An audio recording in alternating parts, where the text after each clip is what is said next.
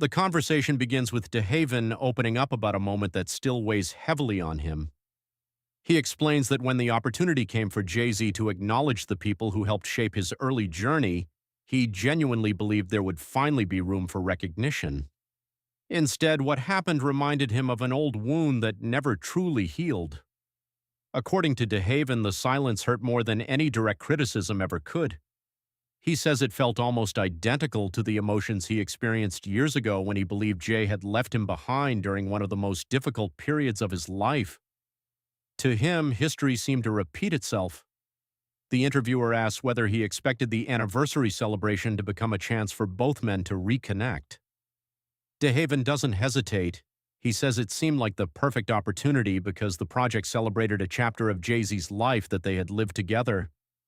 He explains that if someone is revisiting memories from 30 years ago, stories, experiences, and moments they both shared, it's difficult for him to understand how his name never even enters the conversation. In his mind, any ordinary person would naturally remember someone who played such a significant role during that period. The interviewer points out that nobody truly knows what Jay-Z is thinking. DeHaven agrees that no one can read another person's mind, but he argues that basic human nature should still apply. If someone is recreating an important chapter of their life, wouldn't the people who were there become part of those memories? He then shifts the focus toward the people currently surrounding Jay-Z. According to DeHaven, many of those individuals were also around during the earlier days.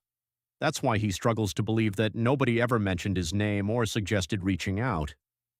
When asked who he's referring to, DeHaven begins naming several longtime associates, including Emory and Tata, along with others who have remained close to Jay over the years. For DeHaven, their continued silence is just as confusing as Jay's own.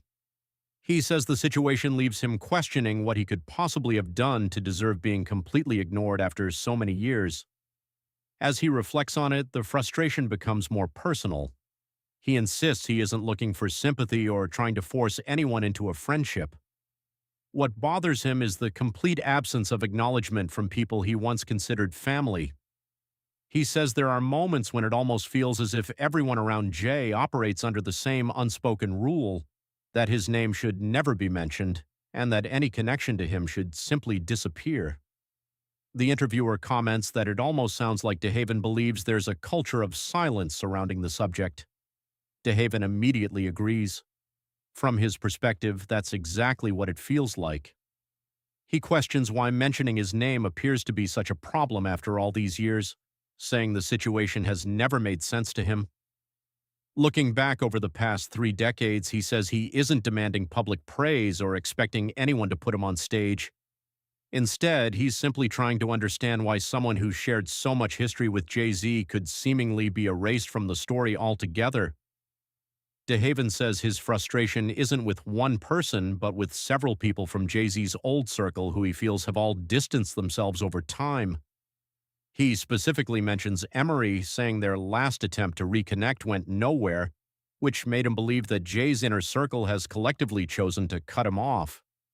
He also recalls hearing people say they barely knew him, which he strongly disagrees with. To him, it feels like there's an unspoken rule to avoid mentioning his name or their shared past, as if those years never existed. He insists he's not asking for friendship, but he is concerned that his role in that history is being erased. DeHaven also brings up Tata, saying he is surprised he has never reached out despite their long-shared history in the same community. He describes their bond as more than casual friendship, which makes the silence harder to accept.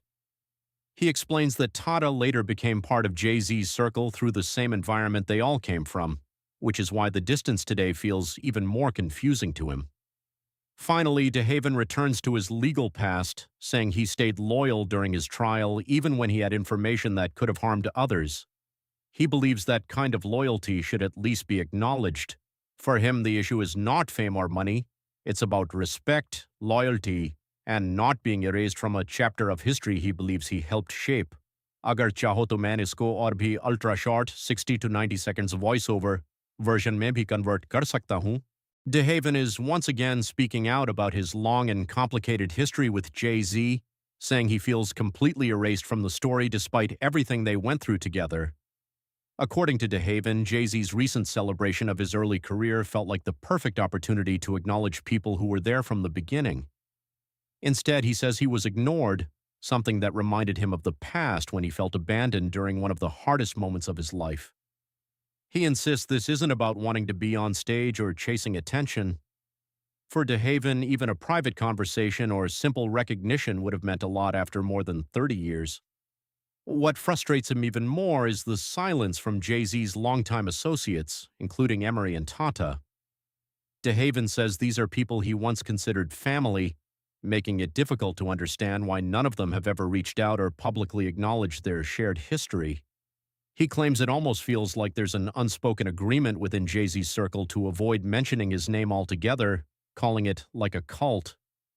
DeHaven also revisits his past legal troubles, saying he had opportunities to provide information that could have caused serious legal problems for several people. Instead, he says he stayed loyal and protected those around him. Because of that loyalty, he believes it's fair to expect at least some level of respect or recognition, even if friendships have changed over the years. He makes it clear that he's not asking to become friends again or looking for fame. His biggest issue is what he sees as an attempt to erase his role from the early days of Jay-Z's journey. Whether people agree with his perspective or not, DeHaven says this has always been about one thing: loyalty, respect, and remembering the people who helped shape the beginning of the story.